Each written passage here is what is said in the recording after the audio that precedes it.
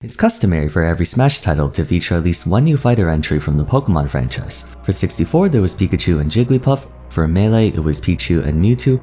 Brawl had Pokemon Trainer, effectively serving as 3 Pokemon, as well as Lucario, and Smash 4 brought in Greninja. The Pokemon within Smash are a bit of a mixed bag.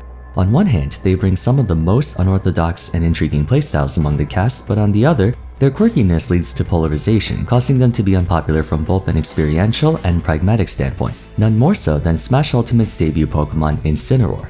By this point, Incineroar will be the 5th Pokemon I talked about in this series, and spoiler alert, I eventually plan to go over Pichu, Lucario, and Jigglypuff given they all meet the criteria. But I find Incineroar to be a very interesting case. At the time of writing this script, we just finished one of the most inconceivable runs in Smash Ultimate's competitive history. Skyjay, the world's premier Incineroar, was not only the runner-up of one of the most stacked majors to ever exist, but came blisteringly close to taking the entire tournament altogether, exclusively piloting a character many wrote off as unviable since the start of the game. After speaking to him at Collision about his thoughts on the Wrestling Cat, I thought it was high time to go over why no one plays Incineroar. True to their gameplay traits back home, the Pokemon fighters in Smash are characterized by definitive strengths and weaknesses. They excel at certain areas and are naturally deficient at others. For example, Pikachu is touted for having incredible frame data and a small hurt box, but struggles to exert meaningful kill pressure outside of certain scenarios. Meanwhile, Greninja has almost unparalleled mobility and whiff punishing, but its defensive game leaves a lot to be desired. Incineroar's properties in Smash very closely resemble his profile in Pokemon. Taking a look at his base stats, he has a healthy mixture of HP, defense, and special defense, attributed to his super heavyweight status in Smash. He also has a rather commendable base attack stat of 115. Not the highest out there, but certainly a force to be reckoned with. Though a strong combination of power and durability is offset by a rather poor speed parameter, and it's that very parameter that defines his identity as a fighter for better or worse. Incineroar is almost unanimously considered a grappler, due in part to a long grab range for his speed, dangerous arsenal of throws, and one of, if not the best command grab in the game when boosted by Revenge. Further elaborating on said throws, his forward throw is the strongest of its kind, killing well before 120 at the ledge, exceedingly rare for a forward throw. His up throw is equally as powerful, closing at stocks around 140 or much earlier if on a platform that's notorious for rivaling Ness's back throw on account of a higher base knockback, resulting in a lot of really cheesy low % kills on stages with narrow blast zones like Town and City. And finally, down throw is one of the best combo throws in the game, even for a character as slow as him. His grappling nature becomes his win condition in most scenarios, but that's not the only way he can exert pressure, far from it. Incin garnered no small amount of notoriety for boasting arguably one of the best movesets in the game, only made balanced by the fact that it's on a character with his movement physics. So I think it's important to go through every attack, as I don't think Incineroar has a single bad move. Well, that's not true, jab doesn't really do a whole lot outside of damage. Moving into his tilts though, that's a different story. Forward tilt, when sweet spotted, is the single most powerful forward tilt in the game, having way more kill power than even some characters' forward smashes while being faster. Up tilt is a garden variety head swing, but combos very well at low percents while anti-airing thanks to intangibility on his head. He's also extremely fast. His down tilt is one of the best down tilts in my opinion. At a frame 9 startup and full leg intangibility, it's a scoop up down tilt with an extremely wide range of combo potential from 0 all the way to kill percent. Oftentimes you see Incin mains use down tilt at the ledge to lead into a forward air, back air, forward tilt, even up smash. A fantastic tilt that once again is hindered by his awful mobility. His smash attacks are as serviceable as smash attacks can be. Obviously when paired with Revenge, their kill power is unfathomable, dealing easily over 50%. But being smash attacks, their usage is reserved for hard reads and punishes. Aerials are where things get fun. Interestingly, aside from down air, Incineroar has aerial frame data on par with faster characters. Neutral air comes out frame 5, forward air frame 8, and back and up air are frame 7. Heavyweights often rely on their above average attack range and coverage to offset their poor speed, but Incineroar gets the best of both worlds, and none at the cost of power. He can easily go toe-to-toe with rushdown and boxer fighters in a contest of frame data. Contrary to other heavyweights, Incineroar's got the combo game of a brawler type character, having setups, conversions, and confirms at virtually every percent, while having the survivability and raw power of a class known more for relying on stray hits or hard reads to close out stocks. His specials are unique to say the least. Darkest Lariat is mostly a spot dodge and or shield pressure attack. It comes out extremely fast and has invincibility on his arms, causing it to beat out most if not everything else in the game, and the strong hit does a very serious amount of damage, though I would say it's his worst special due to how long he's stuck in animation if he misses. Alolan Whip, however, is the cornerstone of his pressure game, a slow but deceptively far-reaching dash command grab that can follow up into a lariat, an overhead throw, or a chest bounce depending on when you input said follow-up, each having various uses. The strongest one is obviously the Lariat, infamous for killing opponents at ludicrously low percentages thanks to its overwhelmingly high base knockback and launch angle. A Alolan Whip can also be ambiguous to DI not only because you can die at the top or the side, but the way he throws you towards the wrestling ropes and then back towards him can throw players off if they haven't fought against him before. It even has gimping potential against characters with poor horizontal recovery. Cross Chop is divisive. Many have ranked it among one of the worst recoveries in the game, while others deem it a criminally underrated move. It's hard to explain all the ins and outs of it, but for the most part I think it's an extremely powerful kill setup option, as demonstrated by the numerous occasions where Skyjay cheats the hell out of top players at collision, sometimes at 0. Finally, Revenge, the hype machine itself. Unlike other counters where it reflects the attack used on it with an increased multiplier, Revenge stores the power of that attack to then convert into one of its own. When sufficiently charged, a single forward smash or Alolan Whip can deal upwards of 70% in one hit, giving Incineroar some of the strongest possible attacks in a standard match. And unlike other hard-hitting big moves like Roy's Flare Blade or Ganon's Warlock Punch, all you need to do is revenge a decently strong hit and then go for a hard read or punish, which is somewhat easy to pull off when you account for the fact that most opponents, even the best players in the world, pee their pants when Incine's buffed up, and fear can lead to mistakes that you can punish to full effect. As I went through his moveset, you may have noticed that I liberally used the word punish. That's because, like a traditional grappler, Incineroar's path to success revolves around this punish game. To win, you have to punish your opponent's mistakes either by waiting for them to make one or forcing them to make one. Heavyweights as a class are like that, but over the years they've made it a lot more forgiving for them to be proactive. K. Rool's belly armor and Kazuya's intangibility give them the freedom to attack first by effectively overpowering their opponent's attack.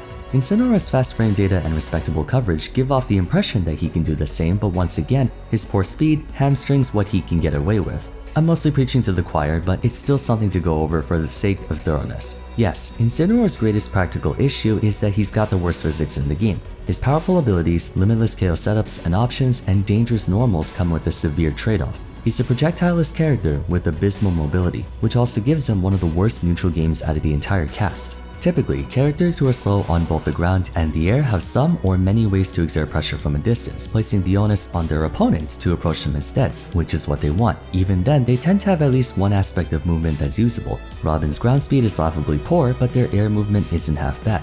Same with Mega Man, whose ground speed sucks in exchange for the most fluid air drift a fighter can ask for. Alternatively, the character may be very slow but have extensive threat bubbles, such as Ike or Pyra, who have incredible area coverage. I mentioned that Incineroar has good attack range, but he's obviously not a swordy, therefore he can still be and is frequently outspaced by anyone with disjoints. Revenge is often brought up in defense of Incine's poor neutral by discouraging opponents from using projectiles, as that just makes him power up. But unlike those with reflectors, Incineroar has to eventually get up close and personal if he wants to make use of that stored power. In almost all circumstances, he gets zoned out by virtually every archetype in the game. Long-range zoners like Samus, the Belmonts, and Min Min have enough firepower to stop him from getting anywhere near them even if he revenges after their moves. Swordies like Cloud, Aegis, Ike, Shulk, and Sephiroth can abuse his linear approach game to wall him out until the end of time. Rushdown characters like Fox, Captain Falcon, and Zero Suit Samus can smoke him with their superior attack and movement speed, while whiff punishers like Sonic, Greninja, and Diddy Kong run circles around him while he can't do a single thing about it since he's far too slow.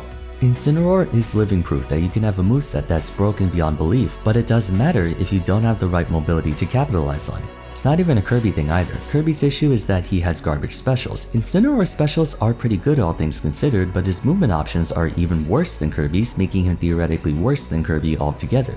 Hypothetically though, let's say you do manage to get close to your opponent. That still doesn't alleviate his poor neutral game. Incineroar's attacks are fast, but he's still a heavyweight, meaning a lot of them have very high ending and landing lag. Outside of a landing up air, none of his moves are that safe on shield, even when properly spaced, and their lackluster auto-cancel windows make it risky to spam in neutral as approach options. With no easy way to proactively and pragmatically initiate, Incineroar is almost obligated to play for bait and punish. Once again, tying back to what I said earlier about capitalizing on your opponent's mistakes. Because of this, the biggest reason why no one plays Incineroar is that he doesn't have a consistent game plan. He's one of the few characters in Smash without a bread and butter. Now when I say bread and butter, I don't necessarily mean basic combos like down throw forward air. I'm more referring to what the character does to lead into advantageous scenarios for them at every stage of the game. Juggle scenarios, edge guarding, ledge trapping, kill setups, etc. For comparison, someone like Samus has a very good bread and butter. She can weaponize charge shot to lead into follow-ups like dash attack or down throw into forward air at early percents. Then towards kill percent, she can rely on charge shot again to get kills, or throw her opponent off stage and then set up free ledge traps or their bombs.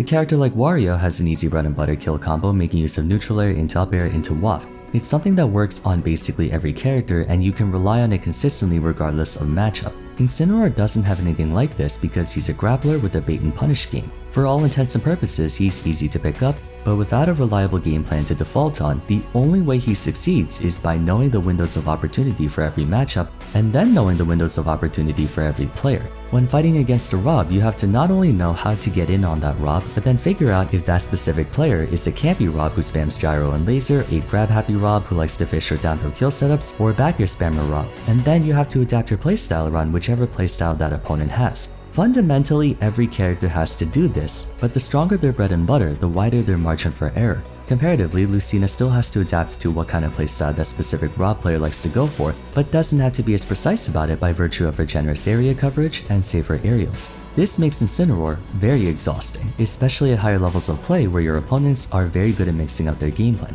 You'll notice throughout the entirety of Skyjay's run, a significant portion of the stocks he takes are a result of a hard read or YOLO attack. That's not to say he lucked his way into second place, quite the opposite actually. Being able to find these crazy kills like he's playing Elite Smash is a testament to how cracked he is. He's so dang good at finding that one crucial opportunity to wipe his opponent clean off the map. The amount of times he caught Riddles, Spargo, Lima, among others with a jump call off side B or up smashing their roll-in is too high to count. But that's the problem with Incineroar. He has no choice but to go for those hard, almost comically cheesy kills because he doesn't have the luxury of playing slow and steady wins the race. If he did, he would almost certainly lose. That kind of go big or go home playstyle gives Incineroar massive upset potential as proven by Skyjay's performances, and is a big reason why he enjoys playing the character and why it's so enjoyable for us to watch. But few players, if any, are willing to climb their way to the top like that. It's just not tenable and requires ironclad patience to sustain over the long run. While it may seem like Skyjay was just messing around at Collision, the only thing going through my head at that time while watching was how tiring it must be to have to go for those hard callouts and reads over and over and over again in best of 5 matches against some of the best players in the world. Everyone was talking about how Skyjay scared the living daylights out of his opponent, but I wouldn't be surprised if he was freaking out more than them. Imagine having to go for those YOLO plays against some of the best players in the world in extremely high pressure matches for hours on end. There's a reason everyone plays Rob, everyone plays Aegis, everyone plays Cloud. They're reliable characters with a safety net you can default to. You can lean on that safety net while you work on a game plan and adapt to your opponent. Playing Incineroar is like skydiving without a parachute. You have no safety net, you gotta straight up better player your opponent on a character with the worst physics in the game and an even worse neutral game. With all that being said, there's one asset that he has to its advantage: fear. No matter how good of a player you are, even the best in the world can get tilted from fear. To play Incineroar optimally, you have to be as unpredictable and tactically reckless as you can possibly be. But that also means your opponent can't take you on in the same way they would take on another top player. In other words, the absence of a bread and butter game plan forces the Incineroar player to take risks and make plays so psychotic that it flusters their opponent into abandoning their bread and butter from the sheer tilt. I guarantee after Lima got cheesed twice by cross-chop, he was tilted for the rest of the set. You could see Spargo, one of the most mentally immovable players, get visibly frustrated on camera and go for uncharacteristically impetuous decisions. I've never seen him SD that many times in a match. Playing Incineroar is exhausting, but fighting him may be even more so. It's extremely difficult, if not impossible, to keep a level head when you're exploding in 2 hits or getting revenge side beat for 70% in 1 blow. That's what makes Incineroar potentially stronger than everyone gives him credit for. He may be one of the most impractical characters of all time, but he somewhat makes up for that by having a weapon few others have. Emotional damage! Hope you guys enjoyed the video. Let me know your thoughts on Incineroar in the comments down below if you agree or disagree with my points. Also, a big shout out to Skyjay for helping me with this video, and if you're watching, congratulations once again for your amazing showing last month. It was a treat to watch. Aside from that, it would be awesome if you could leave a like and subscribe. Consider following me on Twitter at Vars, joining my Discord server, and checking out my other Why No One Plays episodes if you haven't yet. But for now, thanks so much for watching, and I'll see you again soon in the next one. Take care.